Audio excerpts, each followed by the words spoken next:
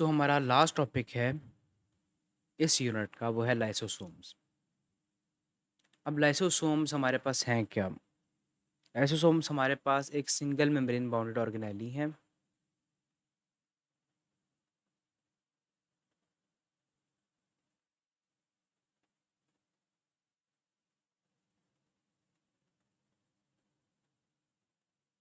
अब यहाँ तक तुम्हें पता चल गया कि इसकी कहते हैं एक सिंगल मेम्ब्रेन है और ये तकरीबन तकरीबन जो सारे के सारे यूकैरियोटिक सेल्स हैं उनके अंदर पाए जाते हैं।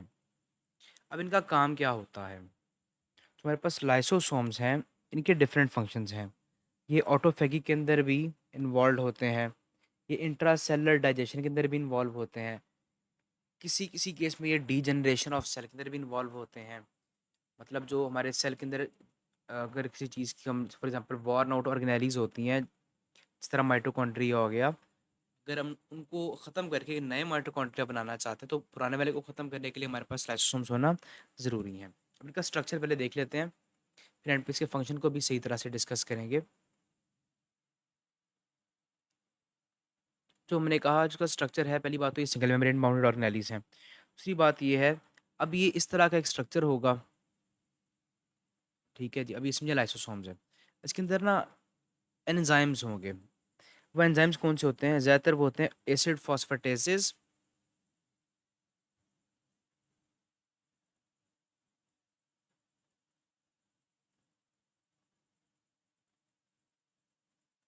और दूसरे एंजाइम्स जो हमारे पास होते हैं वो होते हैं डाइजेस्टिव एंजाइम्स, या उसको हम कहते हैं हाइड्रोलिटिक एंजाइम्स।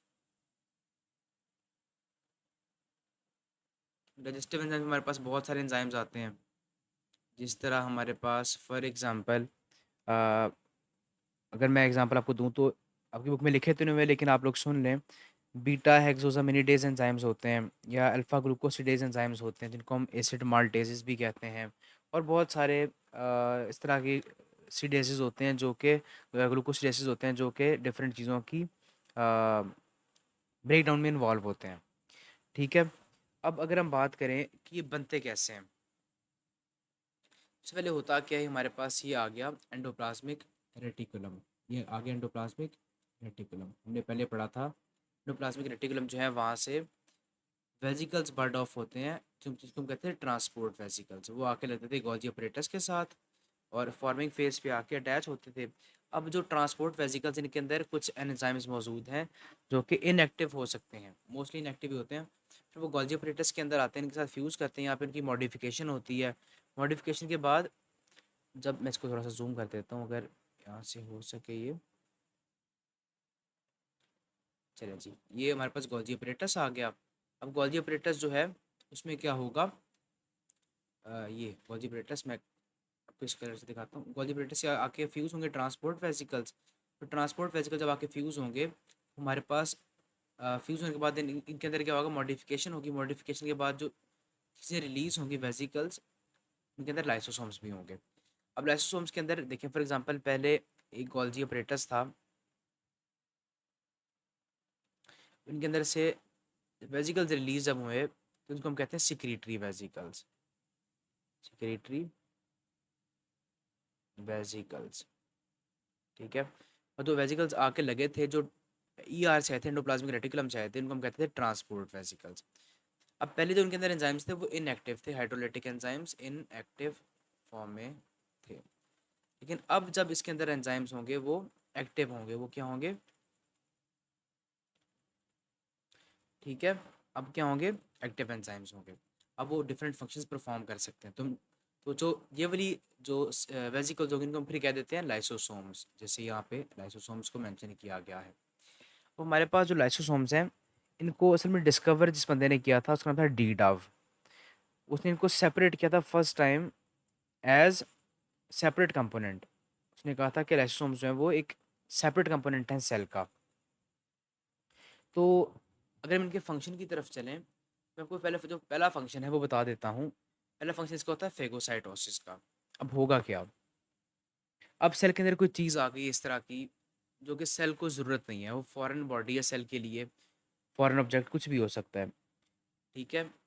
तो लाइसोसोम क्या करेगा, उसको लेगा और उसको ब्रेक डाउन करवाएगा छोटे छोटे पीसेस के अंदर और फिर उसको डाइजेस्ट करवा देगा। तो जब इसको मैं फॉर एग्जांपल मैं कहता हूँ एक सेल है ये वाला, अब क्या होगा कि हमारे पास कोई फॉरेन ऑब्जेक्ट इसके अंदर आ गया, फॉरेन ऑब्जेक्ट इसके अंदर आ गया है। जो लाइसोसोम्स होंगे, लाइसोम को मैं शो करता हूँ रेड कलर से। इस तरह होते हैं ना, हमारी मुल्क की आर्मी होती है कि अगर हमारे मुल्क के अंदर, हमारी कंट्री के अंदर कोई फॉरेन चीज़ आ जाए तो हम उसको पकड़ लेते हैं फ़ौरन, ठीक है। और अगर ज़रूरत पड़े तो हम उसको मार भी देते हैं। तो इसी तरह होगा कि एक तरफ सी आएगा और एक तरफ से ये ऑब्जेक्ट आ रहा है और ये आके एक दूसरे से फ्यूज़ हो जाएंगे। फ्यूज़ करने के बाद ये क्या होगा, जो उसके एंजाइम्स होंगे अंदर लाइसोसोम के, वो जो उसके अंदर जो भी मटेरियल होगा उसको मार के उसको छोटे पीसेस में तोड़ेंगे और डाइजेस्ट कर देंगे, ठीक है। डाइजेस्टेबल पीसेस के अंदर तोड़ेंगे और फिर उसको बाहर निकाल देंगे, ठीक है।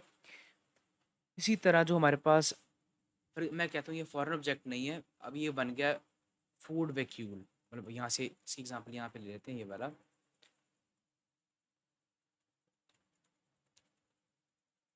हमारे पास ये फूड पार्टिकल्स हैं, ठीक है। तो फूड पार्टिकल्स हैं,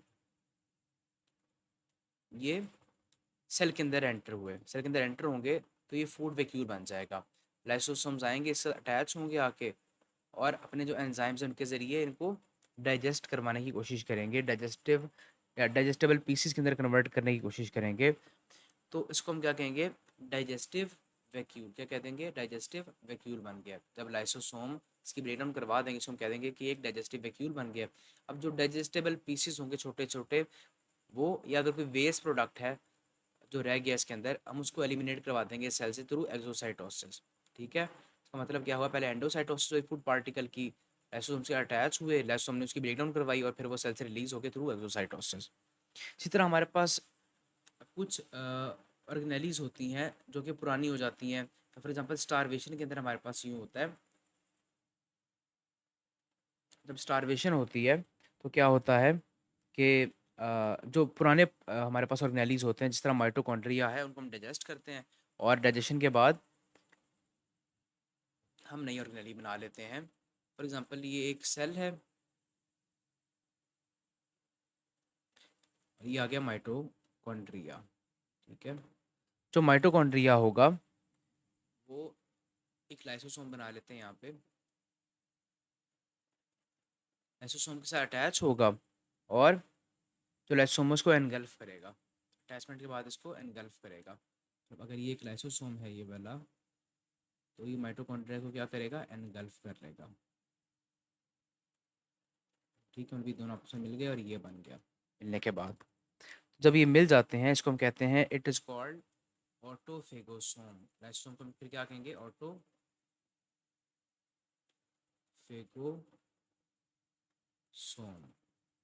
जो ऑटोफेगोसोम होगा जब वो डाइजेशन करवाएगा इसकी माइटोकॉन्ड्रिया की, इसको ब्रेक डाउन करवा देगा, इसको ख़त्म कर देगा और जो जो है पुराने माइटोकॉन्ड्रिया वॉर्न आउट वो ख़त्म हो जाएंगे, फिर हम नए माइटोकॉन्ड्रिया सेल के अंदर सिंथेसाइज करेंगे। अब ये होता कब है, ये मोस्टली होता है ड्यूरिंग स्टारवेशन। कब होता है ऑटोफैगी, ड्यूरिंग स्टारवेशन, ठीक है। अब हम बात करें अगर इसके और फंक्शंस की, तो इसमें हमारे पास जो होते हैं सेल, उनकी डीजनरेशन भी होती है और डीजनरेशन करते हुए हमें बहुत फ़ायदे भी होते हैं। फॉर एग्ज़ाम्पल जो टैडपोल होता है, तो ये फॉर एग्ज़ाम्पल समझिए एक टैडपोल मैं बना रहा हूँ। अब क्या होता है, अब इस टैडपोल ने कन्वर्ट होना है फ्रॉग के अंदर। किसके अंदर कन्वर्ट होना है, फ्रॉग के अंदर। फ्रॉग के अंदर कन्वर्ट होने के लिए इसकी जो टेल है इसको ख़त्म होना ज़रूरी है। तो जो लाइसोसोम्स होंगे वो आके अटैच होंगे इसके साथ और इसकी टेल को ख़त्म करवा देंगे। ख़त्म करवाएंगे तो हमारे पास जो उसका हेड है वो क्या बन जाएगा, फ्रॉग। तो इसको हम कहते हैं मेटामॉर्फोसिस। जिसके दौरान जो उसकी टेल है वो ख़त्म हो जाती है और जो टैडपोल है वो फ्रॉग के अंदर कन्वर्ट हो जाता है। तो इसको हम कहते हैं मेटामॉर्फोसिस। इसका मतलब क्या हुआ कि जो लाइसोसोम्स हैं वो डीजनरेशन ऑफ सेल के अंदर भी इन्वॉल्व हैं। तो लाइसोसोम्स होते हैं, इनका एक फंक्शन ये भी है कि जो अपने जो एंजाइम होते हैं इनको रिलीज करवाते हैं एक्स्ट्रा सेलुलर डाइजेशन के लिए भी। इसका मतलब क्या हुआ, ये एक्स्ट्रा सेल्यूलर डाइजेशन के अंदर भी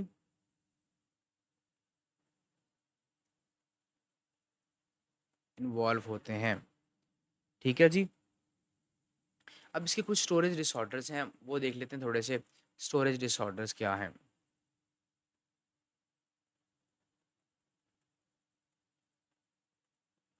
उनके अंदर होता क्या है?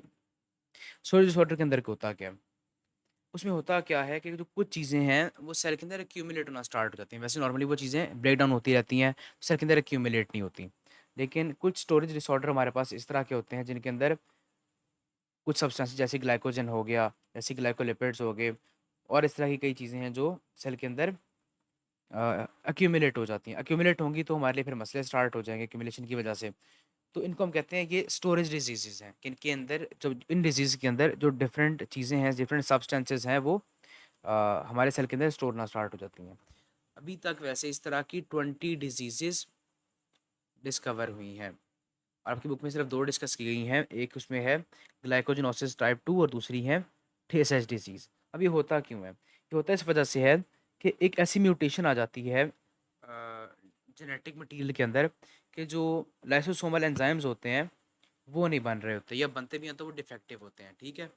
तो अगर वो एंजाइम एब्सेंट होंगे, जो कि उन चीज़ों की, फॉर एग्जांपल एक ग्लाइकोजन है, अगर इसकी ब्रेकडाउन के लिए हमारे पास एंजाइम नॉर्मली जो प्रेजेंट होता है प्रेजेंट नहीं है, उसकी ब्रेकडाउन नहीं होगी, सेल के अंदर एक्यूमुलेट होना स्टार्ट हो जाएगा। एक्यूमुलेशन की वजह से जो मसले होंगे, उसकी वजह से डिसऑर्डर होंगे, तो इनको हम इसलिए कहते हैं कि स्टोरेज डिसऑर्डर हैं ये वाले। हमारे पास 2 किस्म के डिसऑर्डर आपकी बुक में लिखेंगे। एक है फर्स्ट ग्लाइकोजिनोसिस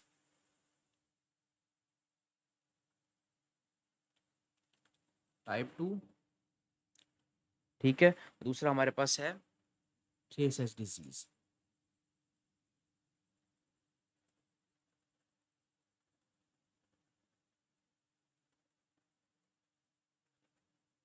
अब इन दोनों के अंदर होता क्या है एक्चुअली? होता कुछ यूं है कि ग्लाइकोजिनोसिस टाइप 2 के अंदर जो ग्लाइकोजन को ब्रेक डाउन करवाने वाला एंजाइम होता है, जो ग्लाइकोजन को कन्वर्ट करवाता है इनटू ग्लूकोज, वो एब्सेंट होता है। वो एंजाइम कौन सा है? उसको हम कहते हैं अल्फा ग्लूकोसिडेज। क्या कहते हैं? Alpha glucosidase. तो ये वाला एंजाइम है, ये एब्सेंट होगा। अब अगर ये एब्सेंट है तो ग्लाइकोजन जो है वो ग्लूकोज में कन्वर्ट नहीं होगा, और सेल के अंदर इंक्रीज होना स्टार्ट हो जाएगा। ठीक है? तो सेल के अंदर इकट्ठा होगा, तो इकट्ठा होने की वजह से आपको पता है ग्लाइकोजन स्टोर कहाँ पे होता है? स्टोर होता है ज़ाहिर है लिवर और मसल के अंदर, स्केलेटल मसल के अंदर। तो लिवर और स्केलेटल मसल के अंदर इसकी तादाद या इसकी quantity, liver plus skeletal muscle, इसकी क्वांटिटी बढ़ जाएगी। जब बढ़ेगी तो उसकी वजह से कुछ मसले मसाइल स्टार्ट हो जाएंगे, इसलिए हम इसको कहते हैं ग्लाइकोजिनोसिस टाइप 2 डिजीज़ जो है वो एक स्टोरेज डिजीज़ है। ठीक है? अब ठेसज डिजीज़ क्या है? ठेसज डिजीज़ एक सीरियस डिसऑर्डर है। इसके अंदर क्या होता है कि जो लिपिड्स होते हैं उनकी कैटाबॉलिज्म नहीं हो रही होती। लिपिड्स की कैटाबॉलिज्म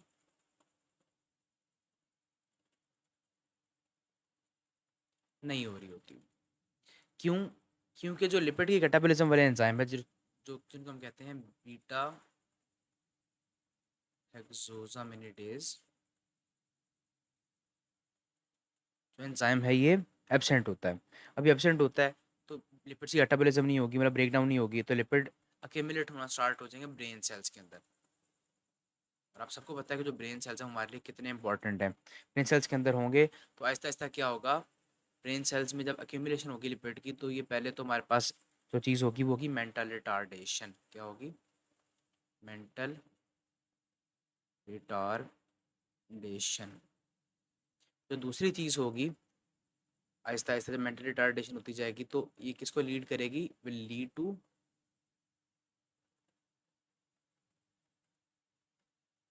डेथ। मतलब सिर्फ एक एंजाइम के एब्सेंट होने की वजह से लाइसोसोम के अंदर इतना बड़ा मसला हो सकता है। ठीक है? तो it was all about lysosomes.